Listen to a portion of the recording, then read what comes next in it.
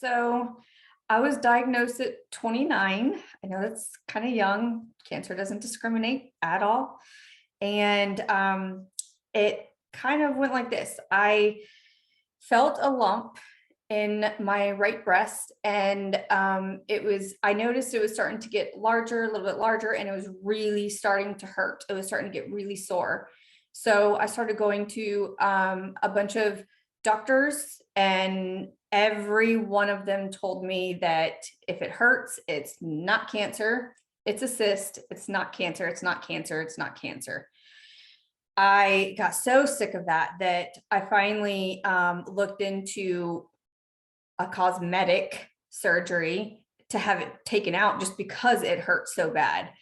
And it felt like a headache in my breast all the time. And when I would kind of like pull my arms back, you could see it bulging kind of like out the side. And so I decided that I was going to do it cosmetically because no one would listen to me. So I started to do that. But in the meantime, I had just average everyday well woman pap smear, all that stuff that needed to be done. So I went in, I found an OBGYN that I had never gone to at the time, and her name, Dr. Persevich, I will never forget her. I told her about it, just kind of in passing, not really hoping anything would happen because I kind of lost all hope there. And she's the one who kind of took it from there and said, I don't know, this doesn't feel right. It doesn't look right. I don't know. Something's not sitting well with me. And so I didn't really think of much. I was like, okay, well, I mean, do what you got to do. I would be grateful. And it was her that really got the ball rolling and essentially saved my life, I feel like. And I love her. I still bring her sunflowers and stuff. And she's the one who actually got me into Charlotte Radiology and then started the whole process, which is super, super, super scary when you're first jumping into it. So yeah. And then from there, it was just, I felt like it was just a swarm of doctor's appointments and scans and x-rays and biopsies. And it was just a whirlwind. It just took off from there.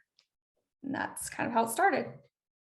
Dr. Persevich is actually the one who told me that I had cancer. I went back into her office, and I guess because she kind of felt responsible for getting the ball rolling, she felt she was responsible for telling me what it is. So she called me back into her office, and I will never, I don't think anybody will forget those words when they're spoken to you, but it was very somber. The mood was very somber. I remember that. And my mom incidentally went with me. And I think it's because I kind of had a bad feeling, even though I had no history of it, no idea, no nothing. But my mom actually went with me. I was 29 and I didn't need my mommy, but I did need my mommy. And so we went in, and Dr. Persevich just held my hand and said those words, "You've got cancer."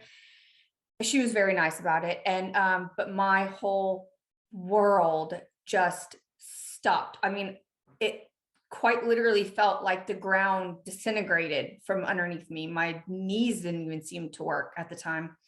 And I just remember running out into the parking lot and just hitting the ground next to a tree. I was trying to hold myself up on a tree, and I just knees hit the ground and just started bawling. Like my whole world was, and I thought this is the end. I mean, this is it.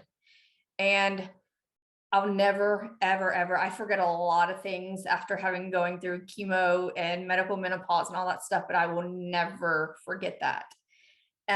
That'll be something I kind of take with me, I think, for the rest of my life. And I vow to not take life for granted now.